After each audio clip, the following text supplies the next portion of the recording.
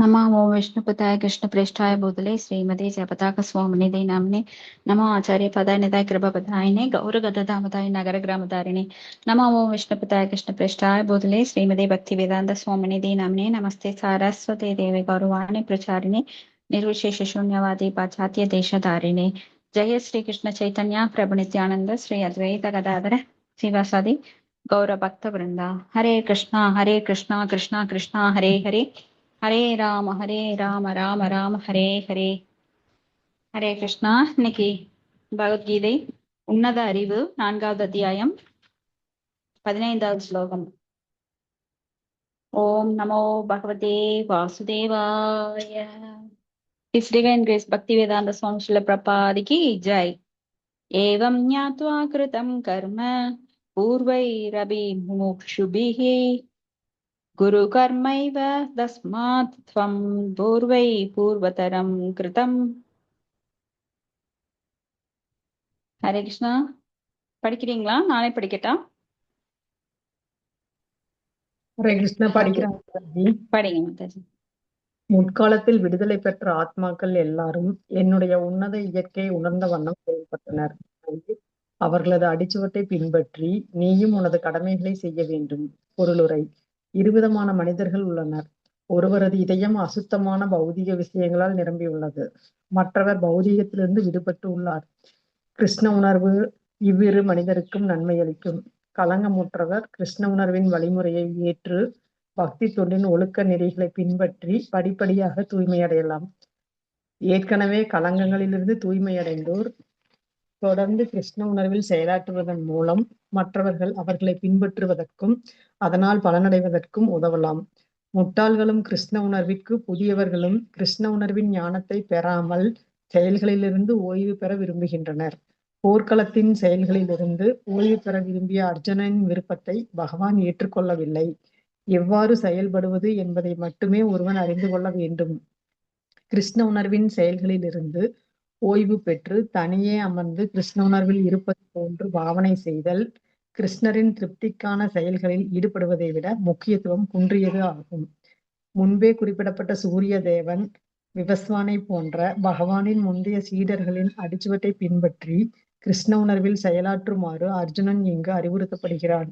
முழுமுதற் கடவுள் தனது முந்தைய செயல்கள் மட்டுமின்றி இதற்கு முன் கிருஷ்ண உணர்வில் செயலாற்றிய அனைவரை பற்றியும் அனைத்தையும் அறிவார். எனவே பல கோடி வருடங்களுக்கு முன் தன்னிடமிருந்து இக்கலையை கற்ற சூரிய தேவனை பின்பற்றுமாறு பரிந்துரைக்கின்றார்.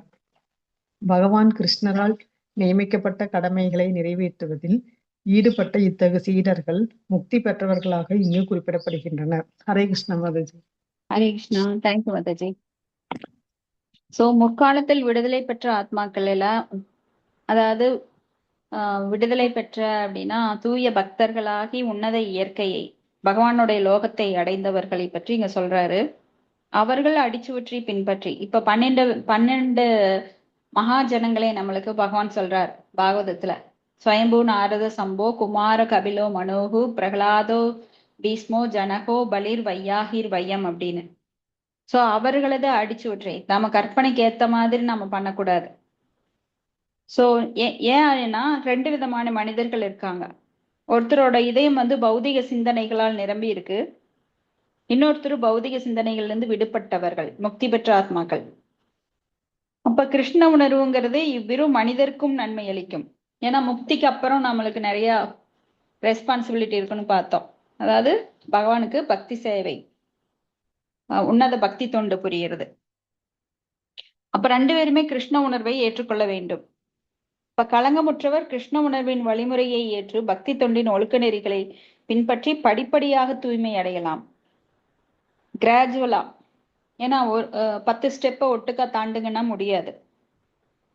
அது போல ஏற்கனவே களங்கத்திலிருந்து தூய்மை அடைந்தோர், பௌதிகத்திலிருந்து விடுபட்டவர்கள், அவங்க முக்தி அடைந்த ஆத்மாக்கள், ஜீவன் முக்தா அப்படின்னு கூட சொல்லலாம்.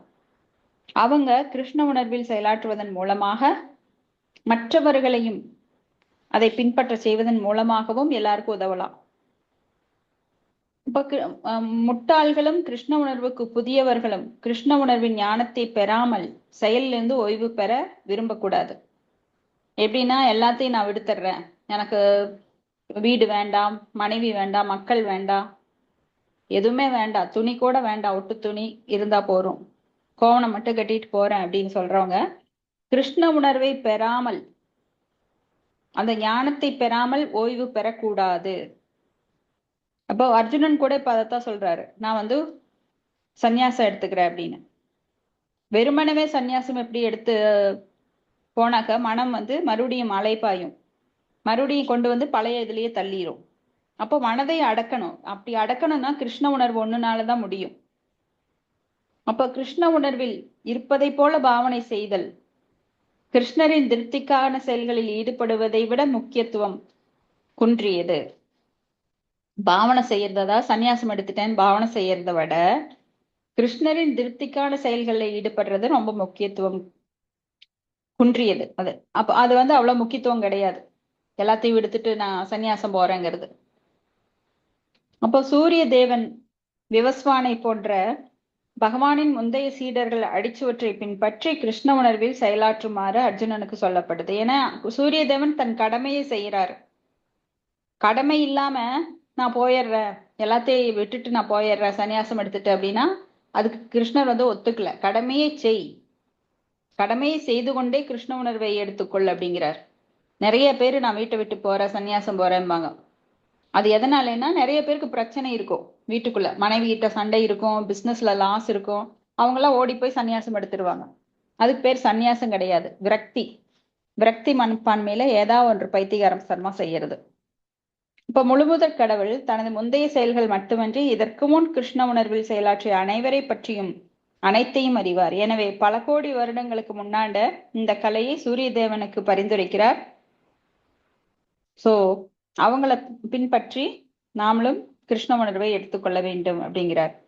அடுத்த ஸ்லோகம் 16. கிம் கர்ம கிம் அகர்மேதி கவயோ அயத் அப்யத்ர மோஹிதாக தத்தே கர்ம பிரவஷ்யாமி யத் ஞாத்வா மோஷ்யசே அசூபாத். ஹரே கிருஷ்ணா.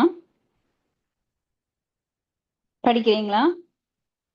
அறிவுடையோரும் எது கர்மம் படிங்க. அறிவுடையோரும் எது கர்மம் செயல், எது அகர்மம் செயலின்மை என்பதில் குழம்புகின்றனர். கர்மா என்பது என்ன என்பதை நான் இப்போது உனக்கு விளக்குகிறேன். இதை அறிவதால் எல்லா துரதிருஷ்டங்களிலிருந்தும் நீ விடுதலை பெறுவாய். பொருளுரை. கிருஷ்ண உணர்வின் செயல்கள் அங்கீகாரம் பெற்ற முந்தைய பக்தர்களின் உதாரணத்தை பின்பற்றி செய்யப்பட வேண்டும். இது 15வது ஸ்லோகத்தில் பரிந்துரைக்கப்பட்டு உள்ளது. இத்தகைய செயல்களை தன்னிச்சைப்படி ஏன் செயலாற்றக்கூடாது என்பது பின்வரும் ஸ்லோகத்தில் விளக்கப்படும். இவ்வத்தியாயத்தின் ஆரம்பத்தில் விளக்கியபடி கிருஷ்ண உணர்வில் செயலாற்ற வேண்டுமெனில் குருசீட பரம்பரையில் வரும் அதிகாரம் பெற்ற நபரின் தலைமையை பின்பற்ற வேண்டும். கிருஷ்ண உணர்வின் வழிமுறை முதலில் சூரிய தேவனுக்கு உபதேசிக்கப்பட்டு சூரிய தேவனால் மனுவிற்கும், மனுவினால் இஸ்வாகுவிற்கும் உபதேசிக்கப்பட்டது. இவ்வாறு புராண காலத்திலிருந்தே இவ்வழிமுறை உலகில் நிலவி வந்து உள்ளது. எனவே சீடத்தொடரில் வரும் முந்தைய அதிகாரிகளின் அடிச்சுவட்டை ஒருவன் பின்பற்ற வேண்டும். இல்லாவிடில் மிகுந்த புத்திசாலி மனிதனும் கிருஷ்ண உணர்விற்கான சீரிய செயல் எது என்பதில் குழப்பமடையக்கூடும். இதற்காகத்தான் கிருஷ்ண உணர்வை தாமே நேரடியாக அர்ஜுனனுக்கு உபதேசம் செய்வதற்கு முடிவு செய்தார் பகவான். அர்ஜுனன் பகவானிடமிருந்து நேரடி உபதேசத்தை பெற்றதால் அர்ஜுனனின் அடிச்சுவட்டை பின்பற்றுவோர் நிச்சயமாக குழப்பமடைவது இல்லை. பக்குவமற்ற பரிசோதனைகளின் மூலம் தர்மத்தின் வழிகளை எவரும் உறுதிப்படுத்த முடியாது என்று கூறப்பட்டு உள்ளது. உண்மையில் தர்மத்தின் நெறிகளை பகவான் மட்டுமே விதிக்க முடியும். தர்மம் து சாஷாத் பகவத் பிரணீதம். பாகவதம். பக்குவமற்ற அனுமானத்தினால் யாரும் தர்மத்தின் கொள்கைகளை புதிதாக உண்டு பண்ண முடியாது. பிரம்மா, சிவன், நாரதர், மனு, குமாரர்கள், கபிலர், பிரகலாதர், பீஷ்மர், சுகதேவ கோஸ்வாமி, யமராஜர், ஜனகர், பலி மகாராஜா போன்ற மாபெரும் அதிகாரிகளின் அடிச்சுவட்டை பின்பற்ற வேண்டும். மன அனுமானத்தினால் தர்மத்தையோ தன்னுணர்வையோ எவராலும் உறுதியாக உணர முடியாது. எனவே பக்தர்களின் மீதான தனது காரணமற்ற கருணையால் கர்மா என்றால் என்ன, அகர்மா என்றால் என்ன என்பதை அர்ஜுனனுக்கு பகவான் நேரடியாக உபதேசிக்கிறார். கிருஷ்ண உறவில் செய்யப்படும் செயல்கள் மட்டுமே பௌதிக பந்தத்திலிருந்து ஒருவனை விடுவிக்கும். ஹரே கிருஷ்ணா. தேங்க்யூ மாதாஜி. கர்மா என்றால் என்ன, அகர்மா என்றால் என்ன? இது ரொம்ப டிஃபிகல்ட்டான ஒண்ணு. ஏன்னா நாம செயல் நிறைய செய்யறோம். தெரிஞ்சு செய்யறோமா? நம்ம அதுல அகர்மா எது, கர்மா எது, விகர்மா எது, யாருக்குமே இது தெரியாமத்தான் செய்யறோம். அப்ப எது அகர்மா அப்படின்னா, கிருஷ்ணருக்கு செய்யப்படும் செயல்கள் அனைத்தும் அகர்மா தளத்துல வரும். சாஸ்திரங்களை பின்பற்றப்படாது செய்யப்படும் செயல்கள் விகர்மா தளத்துல வரும். கர்மா என்றால் செயல் புரிவது. சோ எந்த செயலை எவ்வாறு செய்ய வேண்டும் அப்படிங்கிறதுல பல பக்தர்களுக்கு கூட, ரொம்ப அனுபவப்பட்ட பக்தர்களுக்கு கூட சில சமயம் குழப்பம் உண்டாகுது. அதனாலதான் பாபா நிலைக்கு வந்த பரத மகாராஜ் அவருக்கே குழப்பம் ஆயிருது. அந்த மானை எடுத்து தன்னுடைய குழந்தை போல பாதுகாக்கிறார். ஏன்னா படைத்தவன் இருக்க நாம என்ன காக்குறது? இப்ப நாம என்னோட பொறுப்புல என் பையன் இருக்கான், என் மகன் இருக்கா அப்படின்னா நான் தான் பாதுகாக்கிறேங்கிற அர்த்தம் கிடையாது. பகவானால் பாதுகாக்கப்படுகிறார்கள். இப்போ ஒவ்வொரு செகண்டும் நான் என்னால பாதுகாக்க முடியுமா நம்ம குழந்தைகளை? நாம ஒவ்வொருத்தரும் நினைக்கிறோம், அகம் கர்த்தாகம் இது மன்யதே, அகங்கார விமூடாத்மா கர்த்தாகம் இது மன்யதே. நான் தான் செய்யறேன், இவங்களை பாதுகாக்கிறேன், ஒரு அம்மாவா நான் பாதுகாக்கிறேன், அப்பாவா பாதுகாக்கிறேன் அப்படிங்கிறதெல்லாம் கற்பனை.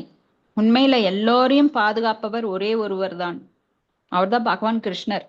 அதை விடுத்துட்டு பரத மகாராஜா என்ன நினைக்கிறார், அந்த மான் குட்டிய நான் தான் பார்க்கணும், அதுக்கு வேற கதி கிடையாதுன்னு தூக்கி வச்சுக்கிறார். தூக்கி வச்சுக்கிட்டு அது மேல பாசத்தை கொட்டுறார். நாட்டையெல்லாம் திறந்துட்டு வந்துட்டாரு, தனது சொந்த மக்களை, மகன் மகளை எல்லாம் திறந்துட்டு வந்துட்டாரு, ராணிகளை திறந்துட்டு வந்துட்டாரு, எல்லா குடிமக்களையும் திறந்துட்டு வந்துட்டாரு. ஆனா இங்க வந்து ஒரு மான் குட்டி மேல பற்று வைத்து பரத மகாராஜா மறுபடியும் பிறப்பெடுக்கிறார் ஜடபரதரா. சோ அவர் எவ்வளவு பெரிய பக்தர்! ஏன்னா நாட்டை திறந்து வர்றதுன்னா அவ்வளவு எளிய காரியம் கிடையாது. ஆனா அதையெல்லாம் திறந்துட்டு வந்தவர் மான் மேல பற்று வைத்து மறுபடியும் ஒரு அந்தனர் குடும்பத்துல பிறந்து ஜடபரதராக பைத்தியக்கார மாதிரி வேஷம் போட்டு கடைசியில ரகுகுணா என்கின்ற மன்னனுக்கு போதித்து அப்புறம் தன்னை வெளிப்படுத்துறார், எவ்வளவு பெரிய அறிஞன் அப்படின்னு. ஏன்னா அவர் ரொம்ப ஜாக்கிரதையா இருக்காரு. ஏன்னா அடுத்த பிறவில மான் பிறவி வந்துருச்சு. எதை நினைத்து இறக்கிறாயோ அதுவாகவே பிறக்கிறாய் அப்படின்னு. அப்ப மானை நினைச்சு இறக்குறார், மான் பிறவி வருது. ஆனா மான் பிறவினாலுமே அவர் முன் செய்த புண்ணியத்தினால அந்த மான் பிறவில அவருக்கு அந்த ஞாபகம் இருக்குது, எதனால மான் வடிவம் எடுத்தோம் அப்படின்னு. அதனால இந்த தடவை ரொம்ப ஜாக்கிரதையா ஒரு முனிவரோட குடிலுக்கு அடியிலேயே உட்கார்ந்து மந்திரமெல்லாம் கேட்டு பகவானை பற்றிய அந்த சொற்பொழிவெல்லாம் கேட்டு கேட்டு கேட்டு கேட்டு அடுத்த பிறவில மனித பிறவிக்கு வந்துடுறாரு. ஏன்னா மனித பிறவில மட்டும்தான் நாம வீடு பேரு அடைய முடியும். பின்னாடி போனோம் எந்த மிருக பிறவிக்கோ பறவையோ இல்ல மீன்வாழ் நீர்வாழ் உயிரினமோ எடுத்தோம் அப்படின்னாலுமே வரிசையா அந்த பரிமாண வளர்ச்சியில வந்து அப்புறம் மனித பிறவி எடுத்து அப்புறம்தான் போக முடியும் பகவான்கிட்ட. அதனால ஆனா இது எது பரதர் வந்து ஏன் தவறிழைக்கிறார் அப்படின்னா அது பகவானோட இச்சை, அது வேற. அப்போ அவரே தவறு செஞ்சுட்டார், நான் தவறு செய்யக்கூடாது, அதனால போட்டி போடக்கூடாது. ஏன்னா நம்மளுக்கு சாம்பிள் காட்டுறதுக்காக சில பக்தர்களை குறிப்பிட்டு அவர் தேர்ந்தெடுத்து அந்த மாயை உருவாக்குறார். எல்லாரையும் அதே நிலையில வச்சிருக்கிறது இல்லை. இப்ப நம்மளெல்லாம் சோதிச்சோம்னா நம்மள முதல் ஸ்டெப்லயே ஃபெயில் ஆயிடுவோம். அதனால ஒரு பக்தரை எடுத்து அந்த சோதனைக்கு உள்ளாக்கி எப்படி அர்ஜுனனை வந்து குழம்புற நிலைக்கு கொண்டு வர்றார். அர்ஜுனன் ஒரு பெரிய பக்தர், நரநாராயணன், அவர் நரன், பகவானுடைய அம்சம். அவர் ஏன் இத்தனை கேள்வி கேட்கணும் குழம்பணும் அப்படின்னா பகவானால அந்த நிலைக்கு தள்ளப்பட்டு நமக்காக அவர் இதை பண்றார். அதே போலத்தான் பரத மகாராஜா நமக்காக ஒரு பாடத்தை கொடுக்கறதுக்காக அவர் வந்து பகவானோட லீலையில வைக்கப்பட்டார், அந்த சூழ்நிலையில வைக்கப்பட்டார். அதுக்காக பரத மகாராஜா தப்பு பண்றாருங்கிற அர்த்தம் கிடையாது. சோ இது வந்து பகவானோட அந்தரங்க சக்தியில செய்யப்படுகின்றது, வெளிப்புற சக்தியினால கிடையாது. சோ எது புத்திசாலிகளுக்கு கூட இதுல கன்ஃபியூஸ் ஆயிரும். கிருஷ்ண உணர்வுக்கான செயல் எது, எது செயல் இல்லை, சீரிய செயல் இல்லை அப்படிங்கிறதுல குழம்பிடுவாங்க. சோ அர்ஜுனன் பகவானிடமிருந்து நேரடி உபதேசம் பெற்றதால் அர்ஜுனன் அடிச்சவற்றை பின்பற்றுவோர் நிச்சயமாக குழப்பம் அடைவதில்லை. சோ நிறைய பேர் பகவத்கீதை கேட்டு தெளிவு பற்று பாகவதம் எல்லாம் படிச்சு தங்கள் வாழ்க்கையில அதெல்லாம் இம்ப்ளிஃபை பண்றாங்க. ஆனா ஒண்ணுமே ஞானம் இல்லாதவர்கள் பக்தி பாதையில அவ்வளவு சீக்கிரம் வர முடியாது. ஏன்னா அந்த அறிவு இருக்கணும். ஞானத்தின் பக்குவத்தினால் மட்டுமே தூய பக்தி தொண்டை மேற்கொள்ள முடியும். ஒண்ணுமே இல்லாம பக்தி தொண்டு பண்ற அப்படின்னா அவங்களுக்கு அந்த ஞானம் இல்லாம பக்தி தொண்டு எப்படி பண்ண முடியும்? சடங்காதான் பண்ண முடியும். வெறும் ஒண்ணுமே தெரியாம சடங்கு. அவங்க செஞ்சாங்க நானும் செய்யறேன், அவங்க செஞ்சாங்க பாட்டி செஞ்சாங்க தாத்தா செஞ்சாங்க அம்மா செஞ்சாங்க, ஏன் செஞ்சாங்க ஒண்ணும் தெரியாது. சோ தர்மம் அப்படிங்கிறது யாரால உருவாக்கப்படுவது? பகவானால். வேத கட்டளைகள் தான் தர்மம். தர்மம் து சாக்ஷாத் பகவத் பிரணீதம். பகவானால் ஏற்படுத்தப்பட்டதே தர்மம். இப்ப இடையில போய் நான் அதை மாத்துறேன் இதை மாத்துறேன்னு போய் வேதங்கள் எல்லாம் நாம மாத்த முடியாது. அது வந்து இந்தியன் சட்டம் கிடையாது, இந்தியன் பின்னணி சட்டம் கிடையாது. இப்ப இந்தியன் சட்டத்தை அம்பேத்கர் உருவாக்கினார், அதுக்கப்புறம் வந்தவங்க சில மாற்றங்கள் ஏற்படுத்தினாங்க. ஆனாலும் அதுல நிறைய ஓட்டைகள் இருக்கு. அதனாலதான் சொம்பு திருடுவன் சோப்பு திருடணும்லாம் ஜெயில இருக்கான், கோடிக்கணக்கா திருடணும்லாம் ஃபாரின்ல இருக்கிறான். ஆனா பகவானோட சட்டத்துல எந்த ஓட்டையும் கிடையாது. அதனால நாம் செய்கின்ற பாவங்கள் கரெக்டா நம்மளை வந்து அடையும். ஹரே கிருஷ்ணா. மியூட் பண்ணிக்கோங்க பார்வதி மாதாஜி. சோ நாம் செய்கின்ற பாவங்கள் எப்படி ஒரு கன்றுக்குட்டியானது 1000 பசுக்கள் இருக்கிறப்போ தன் தாய் பசுவை நோக்கி ஓடுகின்றதோ, அதே போல பாவங்கள், நாம் செய்கின்ற பாவங்கள் நல்ல விளைவுகளாகட்டும் பாவ விளைவுகளாகட்டும் நம்மை நோக்கி நமக்கு செலுத்தப்படுகிறது. பகவானோட சட்டத்தை யாராலும் மீற முடியாது. அப்போ பகவான் இப்போ ஃபார் எக்ஸாம்பிள் ஒரு டைரி இருக்குன்னு வச்சுக்கோங்க, இங்கிலீஷ்க்கு ஒரு டைரி இருக்கு, அது தமிழ் வார்த்தைகள்ல மொழிபெயர்க்கப்படுது. அந்த டைரி எனக்கு தகுந்த மாதிரி நான் மாத்திக்கிறேன் அப்படின்னு நாமளா சட்டத்தை மாத்த முடியாது. எல்லாருக்கும் பொதுவான டைரி தான் அது. டிக்ஷனரி, சாரி டைரியில டிக்ஷனரி, பொதுவான டிக்ஷனரி தான் இருக்கு. இல்ல எனக்கு நான் தனித்தனியா போட்டுக்கிறேன் அப்படின்னு நீங்க ஒண்ணு நான் ஒண்ணு இன்னொருத்தவங்க ஒண்ணு, இப்படி பலரும் பல விதமான டிக்ஷனரி ஏற்படுத்தினா யாருக்கும் ஒன்னும் புரியாது, எல்லாம் குழம்பி போய் குட்டையில் விழுந்துருவோம். அது போல தர்மம் அப்படின்னா பகவானுடைய வேத கொள்கைகள் எல்லாம் அவரால் படைக்கப்பட்டதே, வரவங்களா அது திருத்தவும் முடியாது. ஏன்னா அவர் சொல்றார், வேதைச சர்வர் அகம் வேத வேத்யோ வேதாந்த கிருத் வேதவித் ஏவச்சாகம் 15.15 சொல்றார். அது போல அதை சரி நடைமுறையில இப்ப நாம என்ன சொல்லுவோம், உங்க தாத்தா மாதிரி இரு அப்படிம்போம். அத வேர்டுல சொல்லாம தாத்தா எப்படி இருந்தாருன்னு சொல்ல தாத்தா மாதிரி இருன்னு சொல்றோம். ஏன்னா நடைமுறையில் அதை செய்து காட்டியவர்கள், அவர்கள் உதாரணத்தை காட்டும்போது எளிதா புரியும். அது போல நம்மளுக்கு 12 மகாஜனங்களை பகவான் கொடுத்திருக்காரு. இது போன ஸ்லோகத்திலேயே நம்ம பேசிட்டோம். பிரம்மா, சிவன், நாரதர், மனு, குமாரர், கபிலர், பிரகலாதர், பீஸ்மர், சுகதேவ கோஸ்வாமி, யமராஜர், ஜனகர், பலி அப்படின்னு இவங்களையெல்லாம் நாம் பின்பற்ற வேண்டும். அது மட்டும் இல்லாம இங்க கௌடிய சம்பிரதாயத்துல ஸ்ரீல ரூப கோஸ்வாமிகள் அடிசுவட்டை பின்பற்ற வேண்டும். ரூபா அனுகாஸ் அப்படின்னு நாமெல்லாம் சொல்லப்படுறோம். சோ யாரையாவது பார்த்து பிராக்டிஸ் பண்றது ரொம்ப எளிமையானது. நீங்க படிக்காட்டி பரவாயில்ல, அவங்கள பார்த்து செய்யுங்க அப்படிம்போம். அவன் பாரு எப்படி நடந்துக்கிறான், அதே மாதிரி நீ நடந்துக்கோ அப்படிம்போம். அது போல பாத சூடுகளை பின்பற்ற வேண்டும். ஏன்னா பகவான் சொல்றது கொஞ்சம் ரொம்ப டீப்பா இன்டெப்தா இருக்கும், ரொம்ப ஆழமான கருத்துக்களா இருக்கும். ஆனா எளிமையா நீ வந்து மத்தவங்களை பார்த்தா புரியும் அவங்க எப்படி செயல்படுகிறார்கள், அது போல நீ செயல்படு அப்படின்னு பகவான் சொல்றாரு. அப்போ கர்மா என்ன அகர்மா என்ன அப்படிங்கறத அர்ஜுனனுக்கு பகவான் நேரடியா உபதேசிக்கிறார். கிருஷ்ண உணர்வில் செய்யப்படும் செயல்கள் மட்டுமே பௌதிக பந்தத்திலிருந்து ஒருவனை விடுவிக்கும், அதாவது அக்கர்மா ஆகும். இப்ப சேர்த்துனா சான்ஸ்கிரிட்ல என்ன ஆப்போசிட், கர்மா அதுக்கு ஆப்போசிட் என்ன அகர்மா. சோ நித்தியம் அநித்தியம், சுகம் அசுகம், இப்படி சேர்த்தும் போது அது ஆப்போசிட் ஆகுது, எதிர்மறை சொல்லாகுது. சோ அகர்மா அப்படின்னா கர்மாவினால் வரும் செயல்கள் எரிக்கப்பட்டு விடுகிறது, அதனால அது அகர்மா. நீங்க என்ன செயல் செய்தாலும் கிருஷ்ண உணர்வுல கிருஷ்ணருக்காக செய்யும் போது அதனோட செயல்களின் விளைவு உங்களை தாக்காது. அது புண்ணியமாக இருந்தாலும் சரி பாவமா இருந்தாலும் சரி. பாவம்னா ஓகே, எனக்கு ஏன் புண்ணியம் வரக்கூடாதுன்னு சிலர் நினைக்கலாம். புண்ணியம் வந்தால் அதை அனுபவிப்பதற்காக இன்னொரு பிறவியை, இன்னொரு உடலை நீங்கள் எடுக்க வேண்டும்.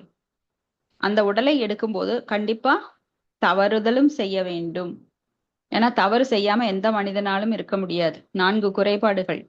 ஏன்னா நாம நடக்கும் போதும் மூச்சு விடும் போதும் உணவு உண்ணும் போதும் தானியங்களை சுத்தம் பண்ணும்போது பல பூச்சிகளை, கரப்பாம்பூச்சி, பல்லி எல்லாத்தையும் கொல்றோம். சுவாசிக்கும் போது பல வைரல் இன்செக்ட்ஸ் அதையெல்லாம் சுவாசிக்கிறோம், அதை கொல்றோம், மூச்சு வெளிவிடும்போது இப்படியாக நம்ம உடம்புல பல உயிரினங்களை கொண்டுதான் நாம வாழ்றோம். ஒரு இன்ஜெக்ஷன், காய்ச்சலுக்கு ஒரு இன்ஜெக்ஷன் பண்றோமா, உள்ள இருக்கிற வைரஸ் எல்லாம் அழிக்கிறோம். சோ எப்படி ஆகினாலும் பார்த்தா நாம தவறு செய்யத்தான் நேரிடும். அதுதான் இந்த ஜட உலகம். ஜட உலகத்துல பாவம் செய்யாம இருக்க முடியாது.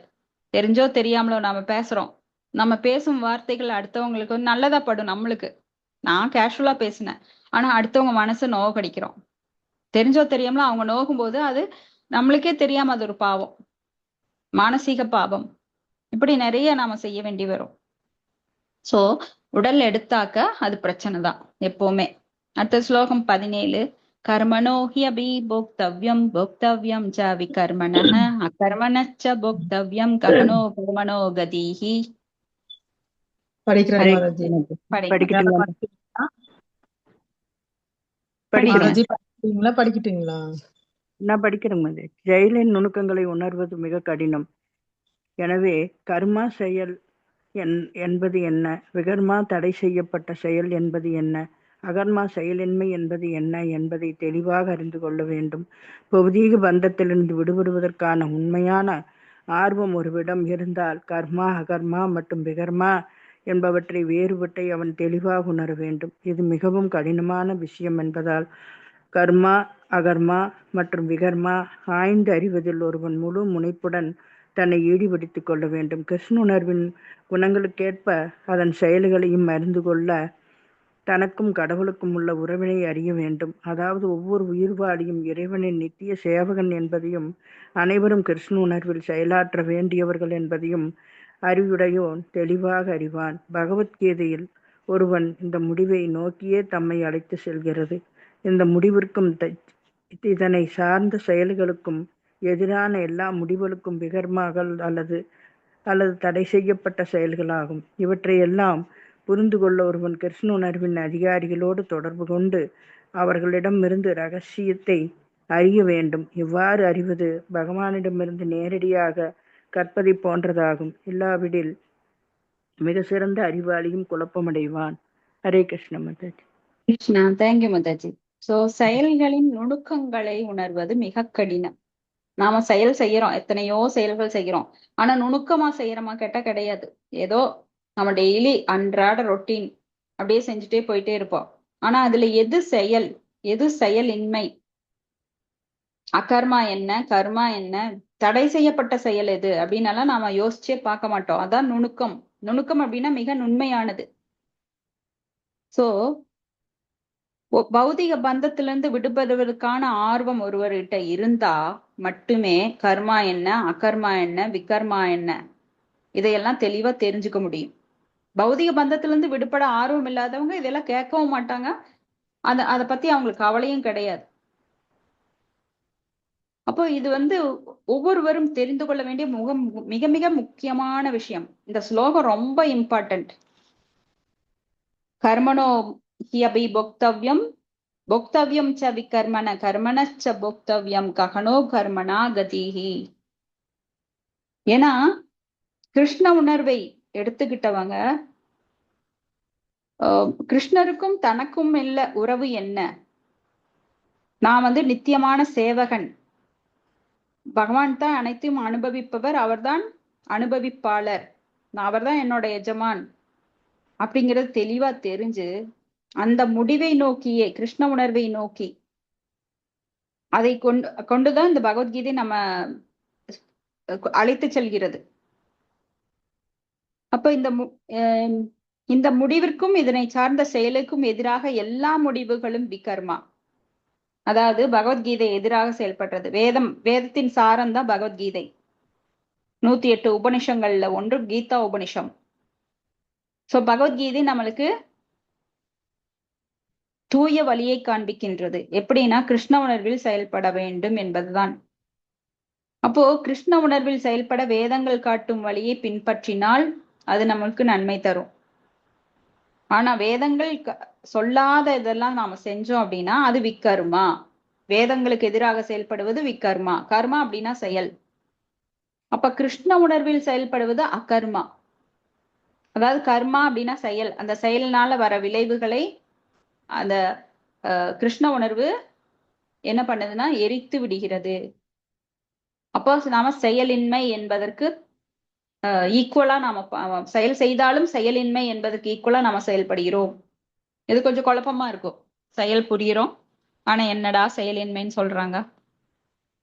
ஏன்னா செயல் புரிவதனோட முக்கிய நோக்கம் என்ன, அதனுடைய விளைவு. நீங்க எதுக்காக செயல்படுறீங்க? லாபம் வரணுங்கிறதுக்காக செயல்படுறீங்க. எதுக்காக செயல்படுறீங்க? நான் சந்தோஷமா இருக்கணும். சோ இந்த இருமைகளுக்காக செயல்படுறோம். ஒண்ணு நம்மளுக்கு அது கிடைக்கும், இல்லைன்னா ஆப்போசிட்டா கிடைக்கும். செயல்ல நன்மை இல்லைன்னா என்ன கிடைக்கும்? தீமை கிடைக்கும்.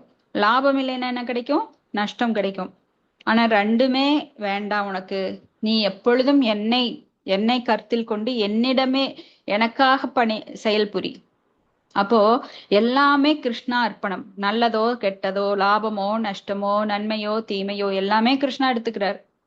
நீ அதுக்காக நன்மை கிடைச்சதுங்களுக்கு ஆர்ப்பாட்டம் பண்ண வேண்டாம். கெட்டது கிடைச்சதுக்காக, நட்டம் கிடைச்சதுக்காக நீ படுத்து புரண்டு ஆழவும் வேண்டாம். எப்பவுமே அந்த நியூட்ரல் சமமான நிலையில் நம்ம கிருஷ்ண உணர்வுல ரொம்ப அமைதியா இருக்கலாம். சோ இப்படி நாம கர்மா என்ன, விக்கர்மா என்ன, அக்கர்மா என்னன்னு தெரிஞ்சுக்கணும். அப்பதான் நம்ம செயல் புரிய முடியும் கிருஷ்ண உணர்வுல. அப்போ இதையெல்லாம் புரிந்து கொள்ள நாம் எப்படி செயல் புரியணும் அப்படின்னா, அதிகாரிகளுடன் தொடர்பு கொண்டு. அதிகாரிகள்னா யாரு? தூய பக்தர்கள். பக்தர்களோட துணையுடன் தான் இதை தெரிந்து கொள்ள முடியும். நாமளா உட்கார்ந்து இதெல்லாம் தெரிஞ்சுக்க முடியாது. சோ கைடன்ஸ் வேணும்.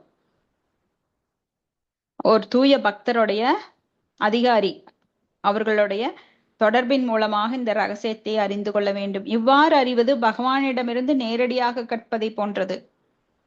சோ பகவான்கிட்டயே நேரா போய் உட்காரணும்னு யாரும் முடியவே முடியாது. எல்லாம் அர்ஜுனன் கிடையாது. அதுவும் கலியுகத்துல நாம பார்க்கவே முடியாது பகவான. ஒவ்வொரு யுகத்திலயும் ஒரு யுக தர்மம் இருக்கு. பகவான் சத்தியுகத்துல நேரா வந்தார், திரேதா யுகத்துல அசரீரிய வந்தார், அப்புறம் கனவுல வந்தார், இப்போ எதுலயும் வரமாட்டார். அப்ப தூய பக்தர்கள் மூலமாக தன்னை அவர் பிரதிபலிக்கிறார். அப்ப தூய பக்தர்கள்ட்ட நாம கற்றுக்கொள்ள வேண்டும். இல்லாவிடில் மிகச்சிறந்த அறிவாளியும் குழப்பமடைவான். அறிவாளினா யாரு?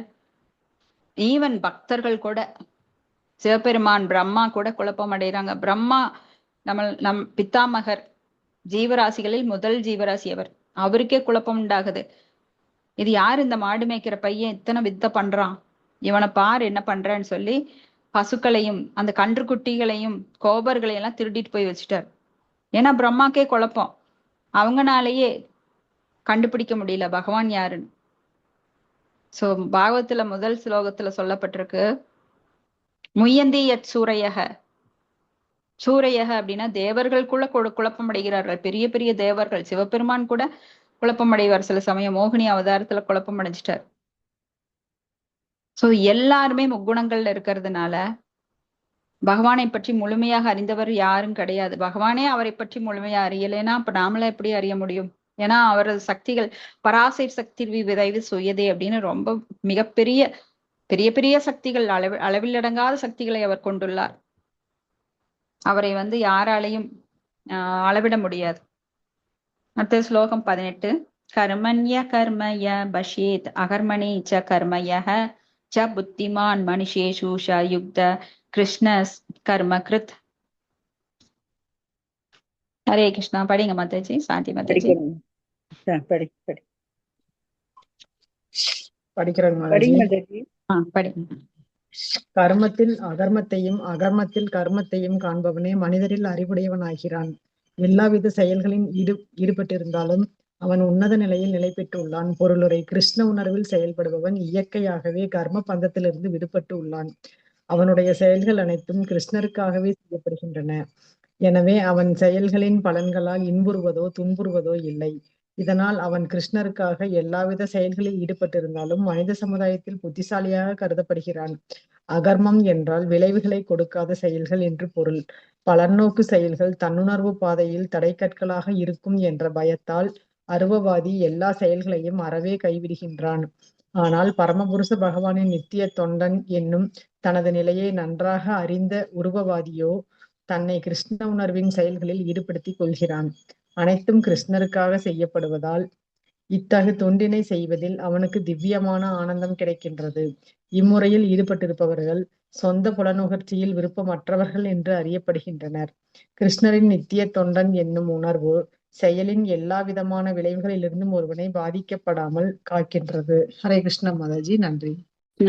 தேங்க்யூ மாதாஜி. இது ரொம்ப நுணுக்கமா நல்லா கேட்டா மட்டும்தான் புரியும். தயவு செஞ்சு எல்லாரும் கவனமா கேளுங்க. கர்மத்தில் அகர்மத்தையும் அகர்மத்தில் கர்மத்தையும் காண்பவனே மனிதரில் அறிவுடையவன். யாருக்காவது இது புரியுதா? சாந்தி மாதாஜி, மாதாஜி, இது புரியுதா? கர்மத்தில் அகர்மத்தையும், கர்மம் அப்படின்னா செயல் செய்யறது மாதாஜி. ஆஹ் அகர்மம் அப்படின்னா வேதத்துல சொன்னபடி கிருஷ்ணருக்காக செய்யறது. ஆமா. அப்போ கர்மத்தில் அகர்மத்தையும் அப்படின்னா என்னங்க மாதாஜி அது? இது ரெண்டுக்கு மீனிங் வேணா தெரியாது, எப்படி எடுத்துக்கிறது? Very good.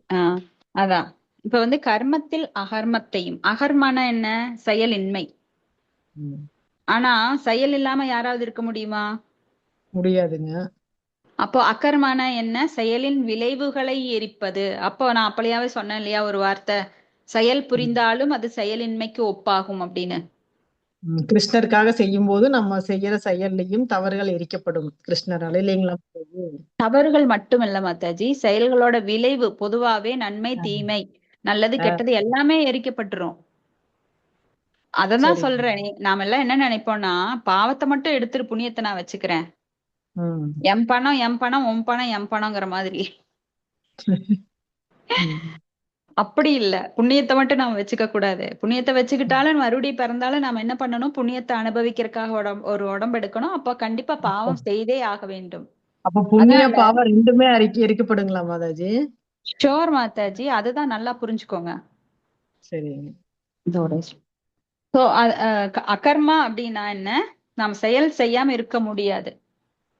செயல் செய்யாம நாம இருக்க முடியாது இல்லைங்களா? அப்ப செயல் செய்யணும். பகவானுக்காக செயல் செய்யும் போது அதனோட விளைவு என்னவா இருந்தாலும் அது எரிக்கப்பட்டு விடும். நல்லது கெட்டது ரெண்டுமே எரிஞ்சிரும்.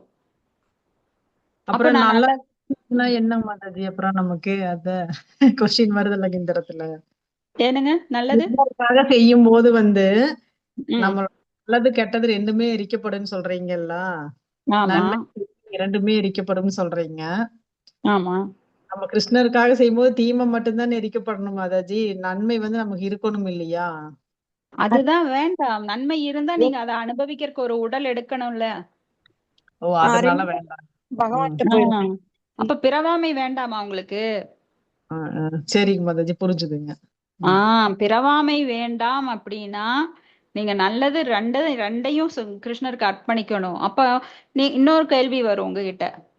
சரி, நல்லது வேண்டாம்னா நான் எதுக்காக போய் மெனுக்கிட்டு நல்லதெல்லாம் செய்யணும் அப்படின்னா, கிருஷ்ண உணர்வுடையும் நல்லது மட்டும்தான் செய்வான்.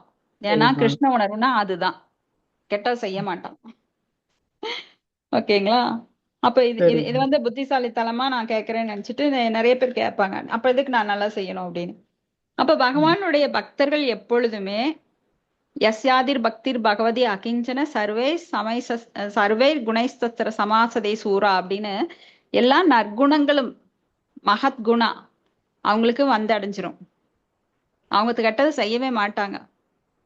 அப்படியே அவங்க கெட்டது செய்ய நேரிடணும். எப்படின்னா, தெரியாம அவங்க நடக்கிறப்போ எறும்ப மிதிக்கிறாங்க, சில கரப்பாம்பூச்சி அடிக்கிறாங்க, பள்ளிய எடுத்து வெளியில போடுறாங்க. இப்படி ஏதாவது அவங்க உயிரினங்களுக்கு தொந்தரவு கொடுத்தால் கூட அது கூட பாவம்தான். ஆனா அது கிருஷ்ண உணர்வில் இருப்பவன் செய்யும் போது அவனுக்கு அந்த பாவம் வராது. ஏன்னா கிருஷ்ணருக்காக படைக்கப்பட்ட பிரசாதத்துல அது போய் ஏதாவது அசிங்கம் பண்ணிடும். சோ எறும்புகள் இருந்தா அதை கண்டிப்பா அதை ரிமூவ் பண்ணுவான் இல்லைங்களா? ஆமாங்க மாதாஜி. சாதாரணமா கிருஷ்ண உணர்வு இல்லாதவனே அது செய்வான். ஆனா அது கிருஷ்ண உணர்வு இல்லாத அவன் செய்யறப்ப தனக்காக செய்யறான். ஆனா கிருஷ்ண உணர்வு இருப்பவன் கிருஷ்ணருக்காக வீட்டை சுத்தமா வச்சுக்குவான். அப்ப புழு பூச்சிகள் இல்லாம பாத்துக்குவான். ஏன்னா அது கிருஷ்ணருடைய வீடு, என்னுடைய வீடுன்னு அவன் சொல்லிக்கவே மாட்டான்.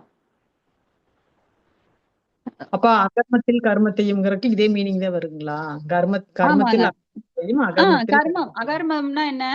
செயலின் ம். விளைவுகள் கிடையாது. அதுக்காக செயல் இல்லாம இருக்குமா? செயல் இருக்கும். அப்போ அகர்மா செயல் செய்தாலும் அதுல கர்மா இருக்கு. ம். புரியுதுங்களா? அகர்ம செயல் செஞ்சாலும் அதுலயும் வந்து கர்மம் இருக்குதுங்க அதுல. செயலின்றி உங்களுக்கு அகர்மா வராதுல்ல. அப்போ அகர்மா அகர்மா செய்தாலும் உங்களுக்கு செயல் கர்மா வரும்ல.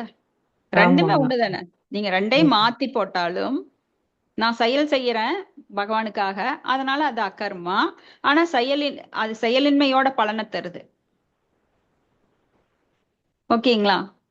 எதுவுமே ஓகே. செய்யாம இருந்தா உங்களுக்கு எந்த பலனும் கிடையாது. அதுதான் கிருஷ்ண உணர்வுல நீங்க செய்யற செயலோட விளைவு. கொஞ்சம் குழப்பம், ஆனா தெளிவா புரிஞ்சுக்கோங்க. கர்மா நீங்க கிருஷ்ணருக்காக செயல் புரியுறீங்க. செயலின்றி யாராலையும் இருக்க முடியாது. ஏதாவது ஒண்ணு செஞ்சுட்டே தான் இருப்போம் நாம. சோ அந்த செயல் கிருஷ்ணருக்காக நீங்க செய்யும் போது அது செயலின்மைக்கு ஒப்பாகும். அதுக்காக செயலின்மைக்கு ஒப்பாகுன்றதுங்காட்டி அது செயல் இல்லாம இருக்கிறது கிடையாது. அது செயல் புரிகிறீர்கள். ஆனால் அது செயலின்மைக்கு ஒப்பாகும். ஒப்பிடுதல். புரியுதுங்களா? புரியுதுங்க மாதாஜி. அதே போல இங்க அகர்மான என்ன? செயலின்மைக்கு ஒப்பாகும். உங்களுக்கு எந்த விளைவுமே வரல. இப்ப வந்து நீங்க ஒரு பையனை வளர்க்குறீங்க. எம் பையன் எம் பையன் எம் பையன் வளர்த்தாம இது கடவுளால் எனக்கு கொடுக்கப்பட்ட ஆத்மா அப்படின்னு சொல்லி வளர்க்குறீங்க.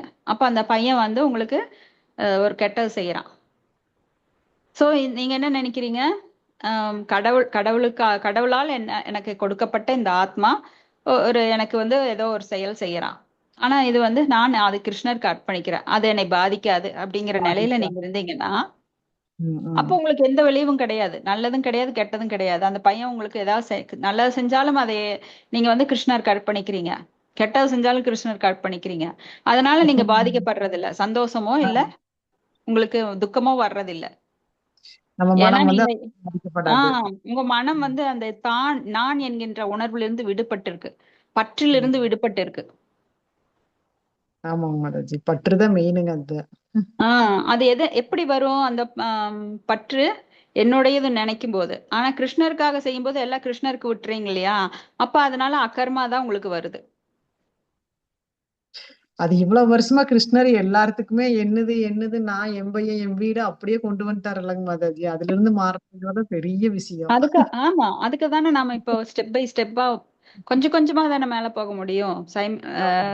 இப்போ ஒரு day by day baby step எடுத்து வைக்கணும் நாம, கிராஜுவலா. நீங்க ஒட்டுக்க 10 ஸ்டெப் தாண்டுங்க அப்படின்னா பல்ட்டி அடிச்சு விழுந்துருவீங்க. எனக்கு இந்த சர்க்கஸ் எல்லாம் வேண்டாம், என்னை விடுங்க, நான் ஓடுறேன்னு ஓடிடுவீங்க. அதனால தான் ஒரு ஒரு பகவத்கீதையிலே சொல்றாரு, அதாவது ஒருவனுடைய செயலில் நாம் குறுக்கிடக்கூடாது. இப்போ உங்க செயல்ல நான் குறுக்கிட்டு நீங்க கிருஷ்ண உணர்வுக்கு வந்தாச்சு, நீங்க எல்லா வழிபாட்டை விட்டுட்டு கிருஷ்ணர் மட்டும் வழிபடுங்கன்னு சொன்னா நீங்க கன்ஃபியூஸ் ஆகி ஓடிடுவீங்க. அதே போல நீங்க கிருஷ்ணருக்காக செயல்படுங்க, உங்க குடும்பத்தெல்லாம் நினைக்காதீங்க அப்படின்னா ஓடிடுவீங்க. அதனால ஒருவரையும் புரிய வைத்து கிராஜுவலா கொண்டு வரணும். புரியுதுங்களா? ஆமாங்க மாதாஜி. மெதுவா மெதுவா தான் வரணும். ஆமா. இப்ப நான் ஒரே முட்டை உங்களுக்கு எல்லாம் சொல்லி உங்க சொத்துல பாதி கொடுங்க கிருஷ்ணருக்குன்னா, இது கொள்ளைக்கார கூட்டம், ஓடிடலாம் அப்படின்னு ஓடிடுவீங்க. இதே நீங்களா புரிஞ்சுக்கும் போது உங்க உணர்வோட நல்ல உணர்வை முதல்ல மாத்திக்கிட்டு அப்புறம் செயல்ல ஈடுபடுவீங்க. முதல்ல ஞானம், அப்புறம் விஞ்ஞானம், கொஞ்சம் கொஞ்சமா வருவீங்க. அப்போ மனிதில் இப்படித்தான் கர்மாவில் கர்மத்தில் அகர்மத்தையும் அகர்மத்தில் கர்மத்தையும் காண்பவனே மனிதனில் அறிவுடையவன். எல்லாவித செயல்களில் ஈடுபட்டிருந்தாலும் அவன் உன்னத நிலையில் நிலை பெற்றுள்ளான். சோ எல்லா செயல்ல ஈடுபட்டிருப்பீங்க. இப்ப பிசினஸும் பண்ணுவீங்க, வீட்டுல சமைப்பீங்க, வெளியிலயும் போவீங்க, எல்லா செயலையும் ஈடுபட்டிருப்பீங்க. ஆனாலும் உன்னத நிலை கிருஷ்ண உணர்வுங்கிறது உன்னத நிலை எப்பவுமே. அப்போ கர்ம பந்தத்திலிருந்து அவங்க எல்லாம் விடுபடுறாங்க. கர்மா அப்படின்னா அந்த பந்தம். இப்ப நல்லதோ கெட்டதோ வருது அப்படின்னா, புண்ணியமோ பாவமோ வருதுன்னா அது பந்தப்படுத்துது நம்மள. அடுத்த பிறவிக்கு அது வழிகோலுகின்றது. ஆனா ரெண்டுமே இல்ல. ஒரு அக்கௌண்ட்ஸ்ல வந்து நில் பேலன்ஸ் வரும்போது என்ன ஆகுது? அங்க ஒண்ணுமே இல்ல. ஆனா அக்கௌண்ட்ஸ்ல எனக்கு இது கிரெடிட், இது டெபிட், கடைசியில போய் பார்த்தா பேலன்ஸ் கேரி ஃபார்வர்ட் அடுத்த வருஷத்துக்கு போடுவோம். அப்ப அதை வந்து அடுத்த வருஷத்துல இருந்து மறுபடியும் தொடங்குவோம். அப்புறம் மறுபடியும் கிரெடிட், அப்புறம் டெபிட், அப்படியே போயிட்டே இருக்கும். இது ரொட்டீன் பல ஜென்மங்களாக. ஆனா இங்க வந்து கிரெடிட்டோ டெபிட்டோ எல்லாம் பகவானுக்கு சர்வம் கிருஷ்ணார்ப்பணம், சர்வம் கிருஷ்ணார்ப்பணம் எல்லாத்தையும் அவர் மேல போட்டுட்டு நான் பாட்டுக்கு ஜாலியா போயிட்டு இருக்கலாம். ஏன்னா எனக்கு எந்த சுமையும் கிடையாது. புண்ணியத்தை சுமக்கிறதோ இல்ல பாவத்தை சுமக்கிறதோ எனக்கு வேலையே இல்லை. நான் வந்தது என்ன வேலை? இங்க வந்து செயல்படணும். ஆனா பகவானுக்காக செயல்படணும், எனக்காக அல்ல. அப்படிங்கறதுல மட்டும் நம்ம தெளிவா இருக்கணும். சோ எல்லாமே கிருஷ்ணருக்காக செயல்படுகின்றோம். அப்ப அவன் செயல்களின் பலன்களால் இன்புறுவதோ துன்புறுவதோ இல்லை. அதனால கிருஷ்ணருக்காக எல்லாவித செயல்களிலும் ஈடுபட்டிருந்தாலும் மனித சமுதாயத்தில் புத்திசாலியாக கருதப்படுகிறான். அவன்தான் புத்திசாலி. புத்திசாலின்னு நினைச்சிட்டு இப்ப நிறைய சொத்து சேர்த்துட்டு என்னோடது என்னோடது என்னோடதுன்னு மூட்டை கட்டி வச்சிட்டு இருக்கிறவன் எல்லாம் கஷ்டத்தை தான் அனுபவிப்பான். அப்போ அக்கர்மா அப்படின்னா விளைவுகளை கொடுக்காத செயல். பலநோக்கு செயல்கள் தன்னுணர்வு பாதையில் தடைக்கற்களாக இருக்கும் என்ற பயத்தால் அருவவாதிகள் என்ன செய்யறாங்க? எல்லாத்தையும் கைவிட்டுறாங்க. இப்போ செயல் புரியாமல் இருந்தால் அதுக்கு ஒரு நன்மையோ தீமையோ லாபமோ நட்டமோ இருக்காது. அதனால நான் செயலே புரிய மாட்டேன், சும்மா உட்காந்துக்கிறேன்னு உட்கார்ந்தா என்ன ஆகும்? யோசிச்சு சொல்லுங்க. சும்மா இருக்கவே முடியாதுங்க மாதாஜி. இருக்கலாம், ஆனா மனசு ம் சும்மா இருக்குமா? இருக்காதுங்க. நீங்க ஏதாவது கொஞ்ச நாள் மனசு வந்து அலைப்பாஞ்சிட்டு இருக்கும். அப்ப மனசால அவன் செயல் செஞ்சுட்டு இருப்பான். கைய வேணா கட்டி போடலாம் கொஞ்ச நாளைக்கு, அதுவுமே ரொம்ப நாள்லாம் கட்டி போட முடியாது. ஏன்னா மனம் வந்து செயல்பட தொடங்கிரும். அந்த புலன்களை செயல்பட முடியாது. ம் ஊக்குவிக்கும். மனமானது சொல்லிட்டே இருக்கு அவங்ககிட்ட, எந்திரிச்சு போவோம், பொண்டாட்டி என்ன பண்றாளோ தெரியலையே, பிள்ளைங்கள என்ன பண்றாங்க தெரியலையே.